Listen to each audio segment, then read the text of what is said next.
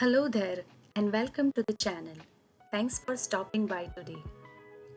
Whenever we hear sustainable living, what often comes to our mind is going plastic free and swapping it with some wooden, paper, cloth, or natural materials. But what I have learned based on my research and getting inspired by some amazing content creators, sustainable living doesn't mean throwing out all the plastic you already have and buying new aesthetically pleasing things. Instead, it's all about preserving your resources and planet for the next generations and while still meeting our own needs. So, I thought to share some of the practical and easy to incorporate ways towards adopting a sustainable lifestyle which we are practicing in our household. So, stick around, some useful information is coming your way.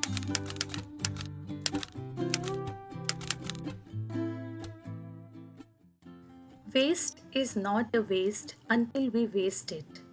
I often remind myself of this. Well, here I don't mean to go zero waste all of a sudden, but one can certainly reduce waste by reusing that.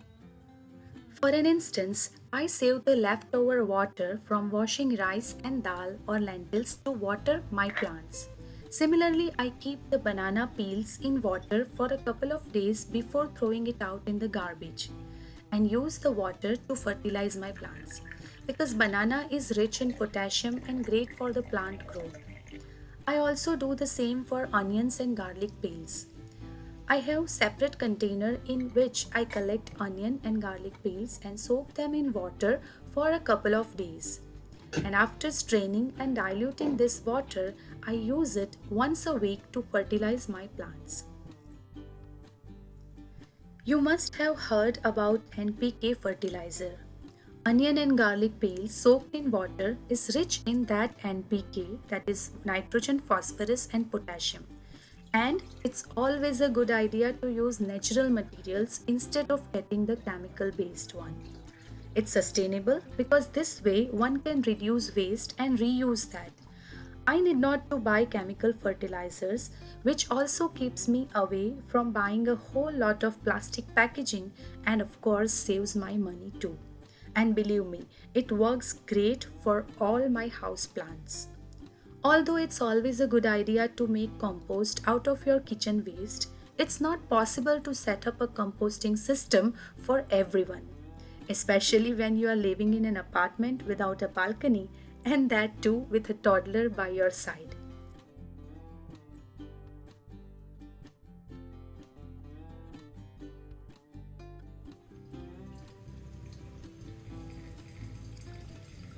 Well, making DIY cleaners is way easier than what I was thinking before trying to make them.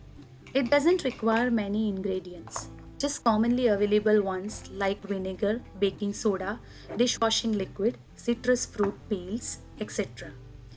And honestly, I have tried all the big brand expensive cleaners for my home, but they all work the same way as a homemade ones work. For an instance, water plus vinegar in equal parts with a few drops of dishwashing liquid is my go-to universal cleaner for kitchen and bathrooms.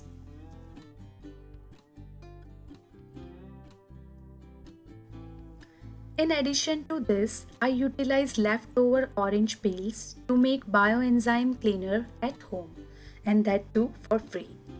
BioEnzyme is basically organic cleaning solutions that are produced by the fermentation of citrus fruits, jaggery, and water. Just take citrus peels, jaggery, and water as per the ratio mentioned on the screen in a plastic or glass container and keep it aside for a couple of months while stirring every day for the first few days and then occasionally. It takes approximately 2 to 3 months for your DIY cleaner to get ready to use. I use this liquid to clean almost all the surfaces in my home. It's also suitable for wood furniture and hardwood floors. Just make sure to test on a smaller area before using it everywhere. So the point here is why to waste money on buying ready-made cleaners? use harmful chemicals, and buy a whole lot of plastic packaging when you can make DIY cleaners easily at home without spending any extra cost. What's your take on this? I would like to know in the comment section.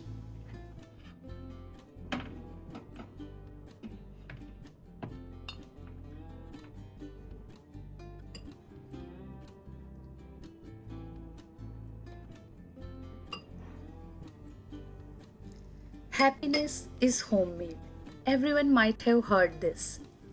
So things like yogurt, paneer, ghee, strawberry jam, etc. I prefer to make at home just to avoid that extra load of plastic packaging and to have fresh, preservative free and made in small batches of frequently consumed items.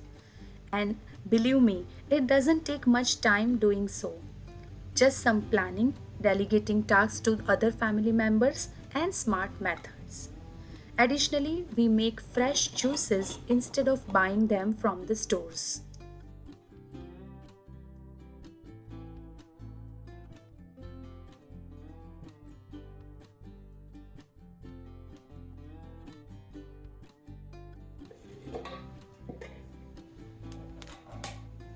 Oftentimes, I collect metal tins, plastic and glass containers which comes with store-bought food.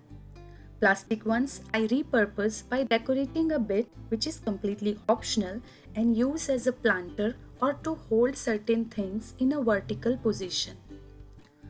I have seen my mom storing groceries in glass containers which comes with store-bought food items for years now. And that's nothing but sustainability. I mean, it's great to have aesthetically pleasing and uniform looking jars in one's pantry. But at the cost of throwing out, which can definitely serve the same purpose, does not make sense to me.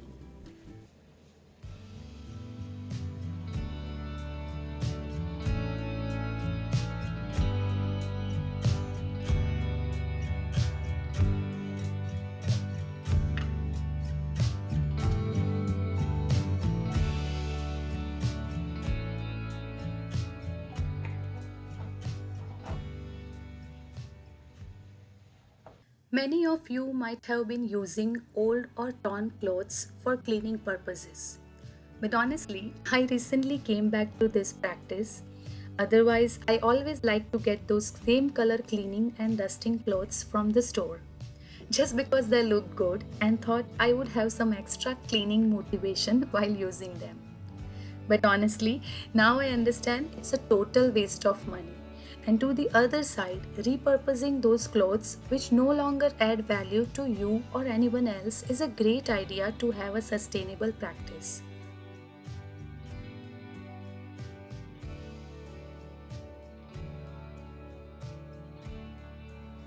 Additionally, I also make a little notepad to hang in my kitchen from waste papers and envelopes which have the blank side.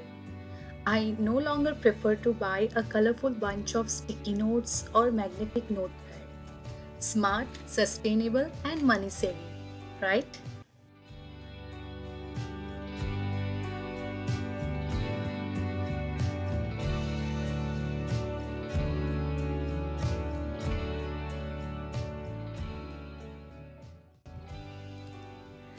Well, to my opinion, it's not at all uncool to use pre-loved items.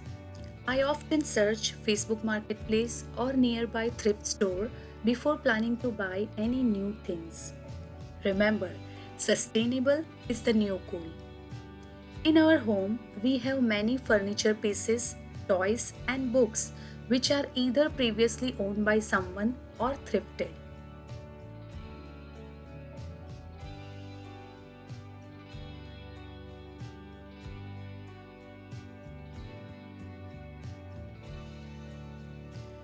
Every time we go out for groceries, I make sure to carry reusable shopping bags. Also, we keep few of them in our car for those sorry I forgot days. Just imagine if everyone carry their own reusable bags, it will be great for the planet in the long run in two ways. One, there would be less plastic pollution, and second, the the air pollution caused by the manufacturing industry of these products will be in control.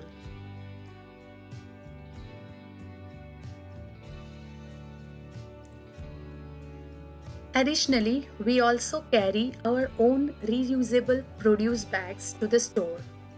This way, we need not to take separate plastic bags to keep the produces segregated and can avoid buying the pre-packaged produces. Also, we prefer to buy produces and perishable food items in small quantities just to reduce the waste. Well, I would like to mention here that I made these cloth bags from an old pillow cover just to upcycle a waste material and get something useful out of them. I use this kind of bags at multiple places in my home.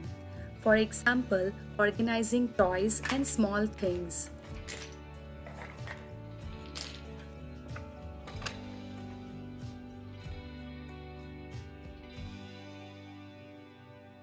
Research shows that most of the single-use plastics cannot be recycled and create pollution. I remember the days when we used to host the gatherings in which we used a lot of single-use plastics and water bottles, etc. I still feel guilty about that sometimes. So now that we know the impact of using single-use plastic items, we no longer use them. Instead, we carry our food in a reusable container while traveling and food takeaways from the restaurants. And never miss to carry our reusable water bottle, including kids, wherever we go.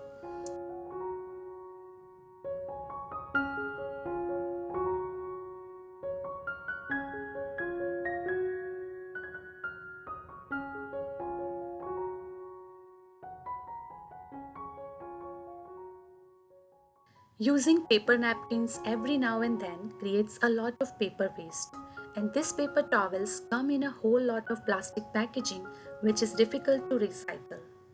So, in our family, we started going old fashioned. Just like my mom used to do, I do convert old towels, sheets, and clothes which were no longer use worthy into cleaning cloths. Also, we prefer to use reusable handkerchiefs to wipe and clean our faces whenever possible, just like we used to do in our childhood. This way, we try to reduce the use of paper napkins as much as possible. Also, I save those paper napkins which often comes with takeaway food from the restaurants and store them well so it will be easy to use next time.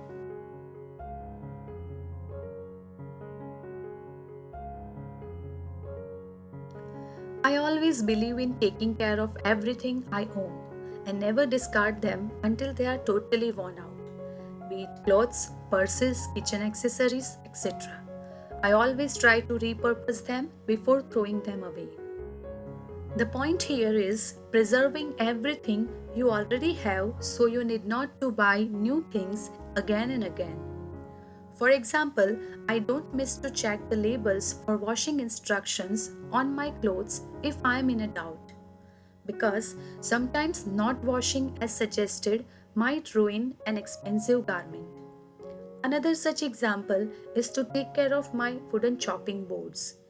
I occasionally oil all my chopping boards to condition and maintain them and last longer.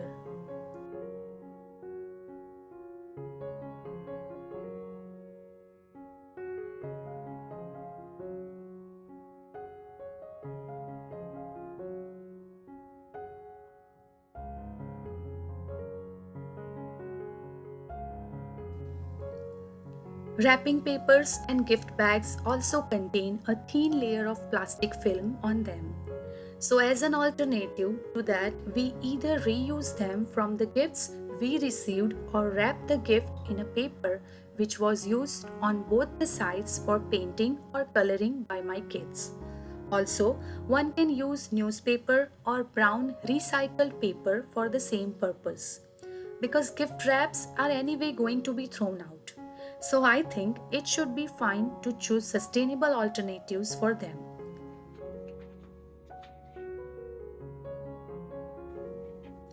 And that's all about today's video.